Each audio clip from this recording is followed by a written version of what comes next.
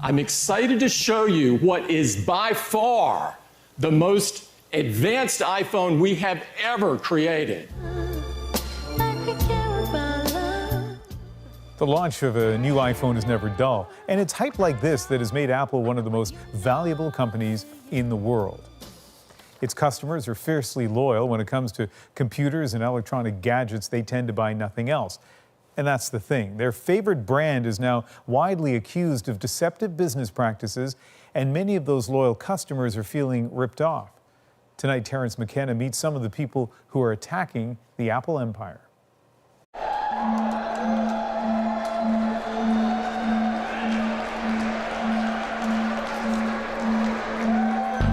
This is the image of an Apple store that the company wants you to see. Masses of customers hungry for the latest product. Knowledgeable young staffers eager to serve them. A mad rush to be among the first to buy a brilliant new device. Lately, however, that positive image is being tarnished by stories of customers being wildly overcharged for repairs in Apple stores. We decided to use a hidden camera to verify many reports that Apple customers are often told their malfunctioning computers are not worth fixing, even when minor repairs could remedy the problem. How are you? I have an appointment at 2:30. Come with me. Our team came to a Toronto Apple store with a MacBook computer that had a common problem. The screen had stopped working. It's like very dim when I try to turn it on. Okay, so what I'll do is I'll jump out the back and have a look on the inside. Sure.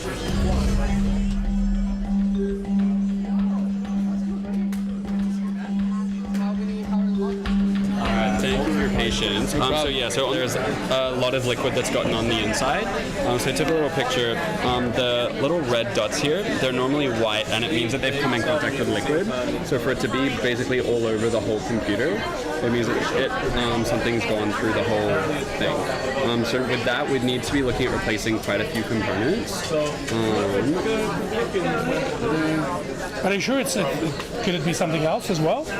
Well, regardless of what the cause of it is, if it isn't the liquid, we have to fix the liquid. So it's not like we can't do partial repairs when it's been damaged by something. So what are my options now? This, well, what I was going to say is basically all the components that we need to replace is going to cost more than $1,000. So to fix it entirely will cost more than $1,000? Yeah. So at the very least we'd need to replace is the logic board and the top case. So that we're looking at $600 plus $500, so $1,100 with a labor of $100. And then if we need to replace the display as well, that's another $780. So the display we may not need to replace, but we're still looking at a total of around $1,200 there. Wow. So just to be clear, there's no cheaper alternative for this? I mean, that cost is very close to the cost of buying a new computer. In terms of fixing it in the store, no.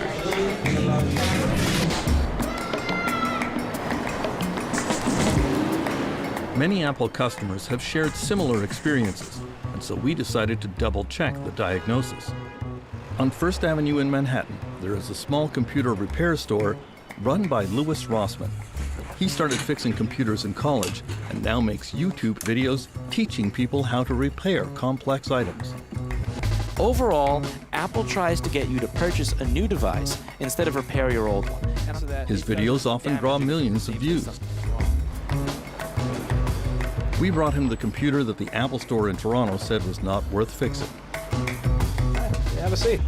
So this is a MacBook Pro that the Apple Store said would cost $1,200 to fix and wasn't worth doing. All right, let's take a look and see if that's true. See, you can see the Apple logo there? Mm-hmm. Yeah, and watch, if I take a light and I put it through there, you'll actually be able to see everything on the screen. So this is my microscope light. And when I put it right through here, you can see that there's a cursor there and that it's moving. So most of the screen is working properly. It's just that the backlight is not working. Right. This could be either due to a bad screen, a bad motherboard, bad cable. We'll figure that out once we open it up. Okay.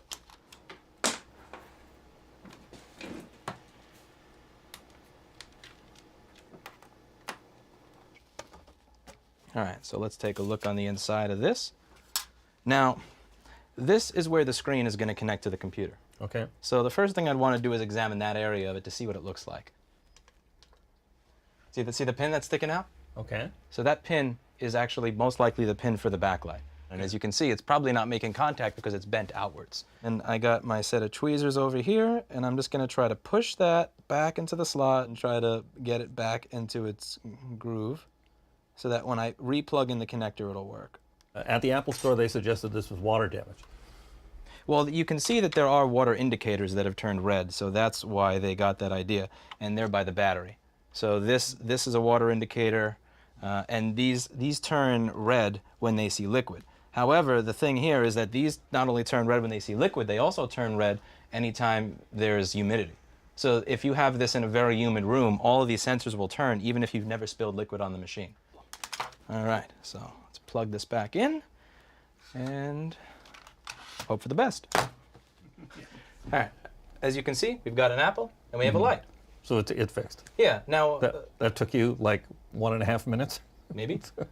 So if I walked in off the street with this problem, what would you charge for the repair you just did? If somebody wanted me to just bend the pin back, I wouldn't charge them for that. I would say, I'm going to rework your original cable. That may not last long term, but here, it's free. If they wanted us to replace the cable, depending on the model, anywhere from $75 to $150, depending on the difficulty of opening that model. But something like this, we wouldn't charge for. And 99% of the time, just bending the pin back, it'll allow it to last until the end of the life of the computer. We asked Apple to respond to this incident. It's going to cost more than $1,000. To fix it entirely will cost more than $1,000? Yeah. And to the widespread allegations of similar corporate behavior. They declined to provide a spokesman, but issued a statement claiming their customers are best served by Apple's certified experts using genuine parts. They denied systematically overestimating repair costs. How often do people show up here with the Apple Store telling them it can't be fixed or it's too expensive to fix? Somewhere between 10 and 30 times a day. No kidding. Yeah.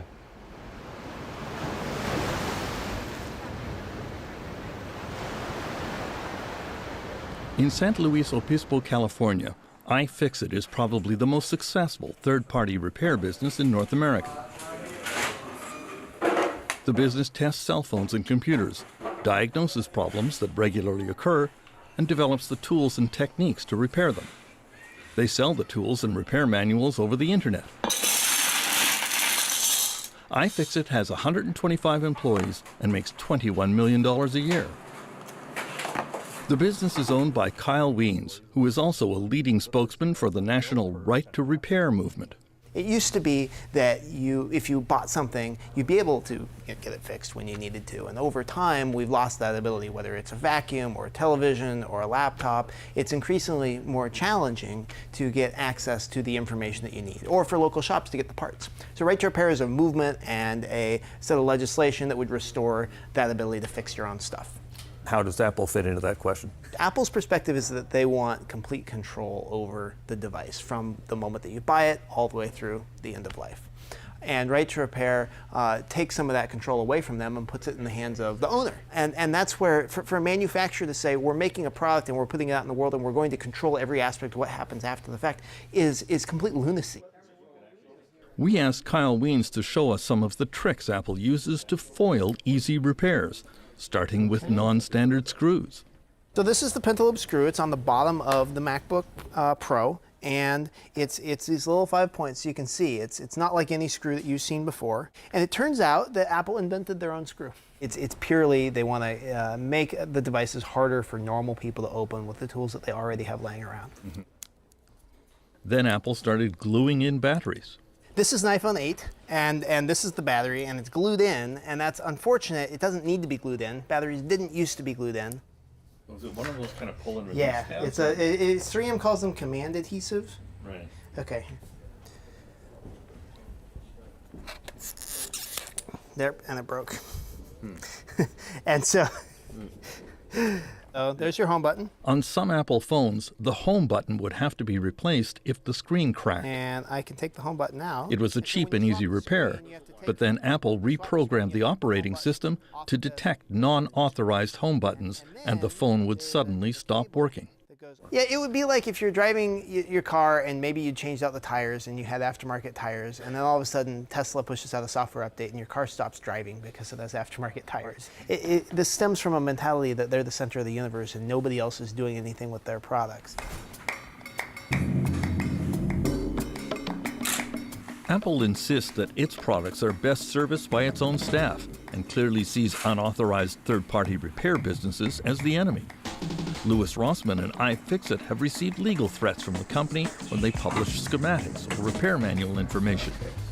I would be happy with a rollback on the intellectual property law and the immigrations and customs enforcement law that allow people to be either thrown in jail or prosecuted for importing parts and for showing a schematic. Because Apple writes the manual, they own the copyright to it. And so if you post that manual online, they'll send you a legal takedown threat saying that's our copyrighted material. If you don't take it down, we'll sue you for up to $150,000 in damages per incident. And those legal threats have really put a damper on repair information online. The tide may be turning against Apple on the right to repair issue. I just did a video of myself fixing a phone that drive savers couldn't fix.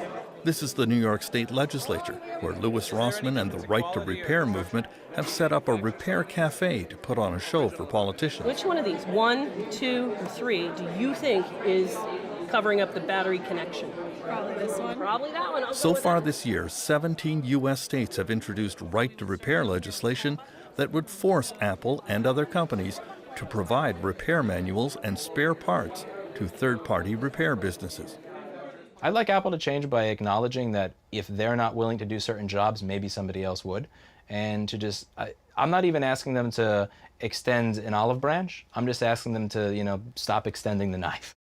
What happens when the first state actually passes one of these proposed legislation? Well, this is where it gets really interesting, is the moment that one state passes things, the dam is going to burst. So if Ontario decided we're going to pass right to repair legislation, that could actually pass right to repair for the world, because manufacturers aren't going to provide products differently to people in one jurisdiction. They want to simplify their operations. The right to repair movement has put a spotlight on some of Apple's predatory business practices. I mean, that cost is very close to the cost of buying a new computer. And many Apple customers are starting to wonder whether the company really has their best interest at heart. Terence McKenna's documentary continues after the break. When we come back,